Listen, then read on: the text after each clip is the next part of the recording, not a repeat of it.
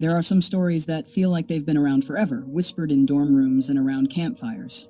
They're modern myths, passed along so many times that the line between fact and fiction just dissolves into a terrifying legend. One of the most chilling is the tale of what was found in room 217 of St. Augustine Medical University. It's a story of supernatural chaos, a sealed room, and a discovery that breaks all the rules of logic. The legend says that after a night of unholy sounds, investigators broke down the door to find two bodies inside, one a young student from today, the other the rotted corpse of a nurse from the 1920s. But here's the thing about legends. Sometimes the scariest part isn't the story itself, it's the sliver of truth buried inside it. Tonight, we're peeling back the layers of this campus ghost story to find the real room 217. Because the truth of what happened there is not only stranger than the legend, it's more haunted. And the story doesn't start at a university, but in the grand, isolated halls of one of America's most famous hotels. The story, as it's usually told, is a perfect slice of collegiate horror. It stars Emily, a brilliant but stressed-out med student at the fictional St. Augustine Medical University, an imposing campus of brick and ivy that feels older than the ground it's built on. She moves into room 217, a dorm with a dark reputation that older students only whisper about. The room is unnervingly clean, but there's always a cold draft, and the faint smell of antiseptic just hangs in the air.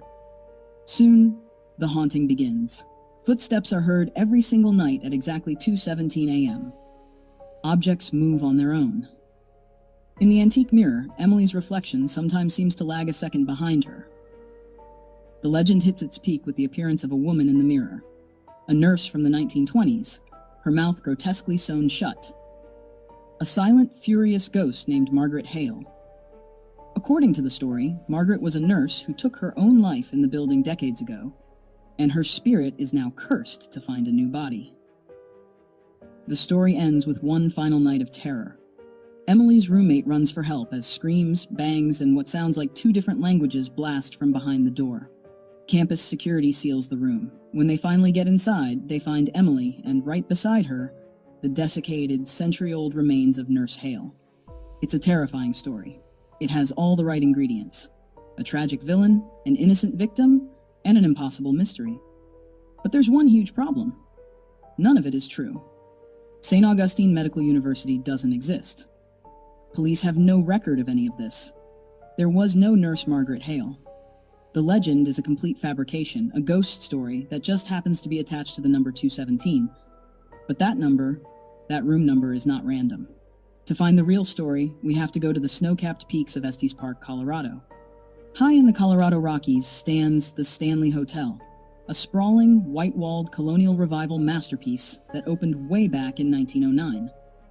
For decades, it was a luxurious summer getaway for America's elite, including guests like Theodore Roosevelt. Built by Freeland Oscar Stanley, the inventor of the Stanley Steamer automobile, it was a marvel for its time, one of the very first hotels in the region to be fully electric. But the hotel's idyllic image was shattered on the night of June 25th, 1911. After a storm knocked out the power, the hotel had to switch to its backup gas lighting system. The head chambermaid, a woman named Elizabeth Wilson, was going room by room, lighting the acetylene gas lamps. She had no idea that in room 217, a leak had filled the entire space with flammable gas. When she walked in with a lit candle, the room exploded.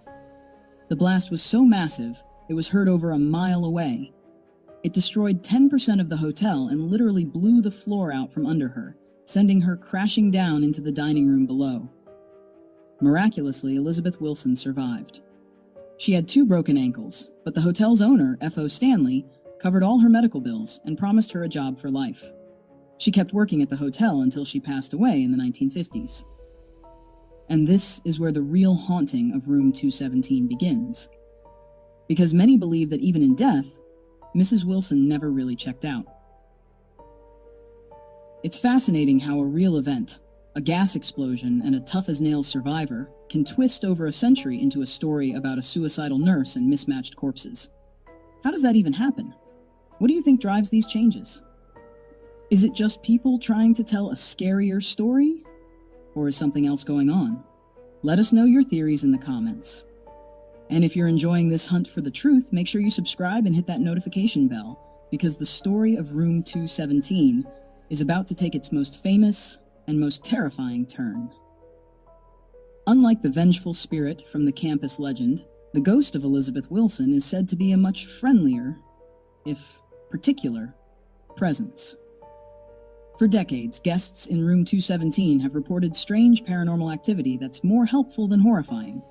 Many people tell stories of waking up to find their suitcases unpacked and their clothes neatly folded in the closet. Others come back to their room to find it even tidier than they left it. It seems Mrs. Wilson, the head chambermaid, is still on the job. However, her ghostly housekeeping seems to come with a side of old-fashioned values. She reportedly can't stand unmarried couples sharing a bed. Countless guests have reported feeling a cold, unseen force wedging itself between them during the night. A spectral chaperone enforcing century-old morals. Some single men have even claimed to wake up and find their bags packed and sitting by the door, as if Mrs. Wilson is politely suggesting they leave. The activity isn't just limited to her housekeeping. People report lights flicking on and off by themselves and doors opening and closing. A few have even claimed to see her apparition, a figure that walks through the room before vanishing through a wall where a doorway used to be. Even Jim Carrey, while filming Dumb and Dumber at the hotel, asked to stay in Room 217. As the story goes, he fled the room in terror after just 3 hours, and to this day refuses to say what he saw. Elizabeth Wilson's presence is the cornerstone of the hotel's lore, but in 1974, a new guest would check into her room, and his visit would cement Room 217 in horror history forever. By the 1970s, the Stanley Hotel had seen better days and was just a shadow of its former self. On a late autumn night in 1974, a young author named Stephen King and his wife, Tabitha, were looking for a place to stay. They showed up at the Stanley on the very last day of its season. The other guests were all leaving, and the Kings soon found themselves the only 2 guests in the entire vast hotel. They were given the key to Room 217. That eerie, deserted atmosphere immediately got to King. He and his wife ate all alone in the grand dining hall, surrounded by chairs stacked on empty tables, while pre-recorded orchestral music echoed through the room. Later that night, with the wind howling outside, King wandered the long, empty halls. He went to the bar, where he was served by a bartender named Grady. The solitude and the building's immense, silent energy all came to a head in a terrifying nightmare. King dreamed that his 3-year-old son was running through the hotel's corridors, screaming his head off, while being chased by a writhing fire hose that had come to life. He woke up with a jolt, drenched in sweat and nearly falling out of bed. He got up, went to the balcony for a cigarette, and as he stood there looking out at the Rocky Mountains, the entire story for his next novel just materialized in his mind. That novel was The Shining.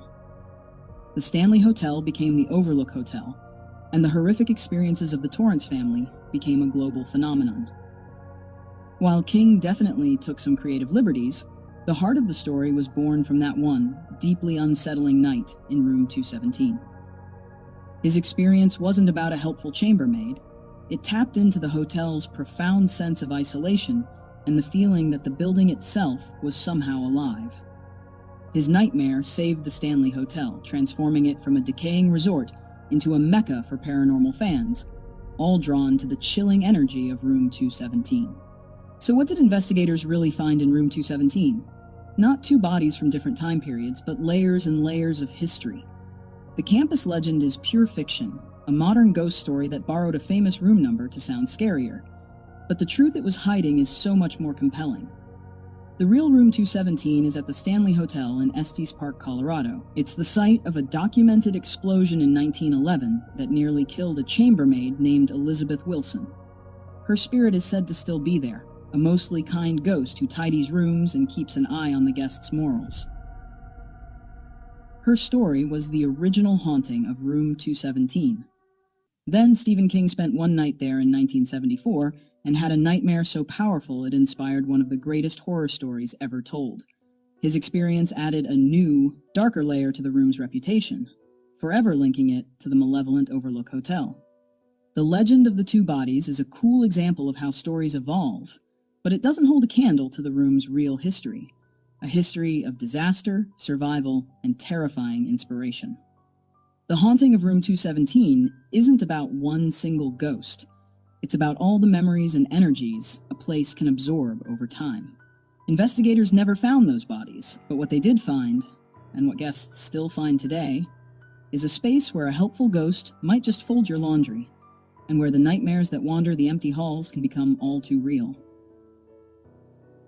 The Stanley Hotel is supposedly home to many other spirits, from the founder F.O. Stanley himself to the sounds of ghostly children playing on the 4th floor. Which of the Stanley's other hauntings should we look into next? Let us know in the comments. Thanks for watching, and remember to be careful with a good ghost story. The truth is often waiting right under the surface.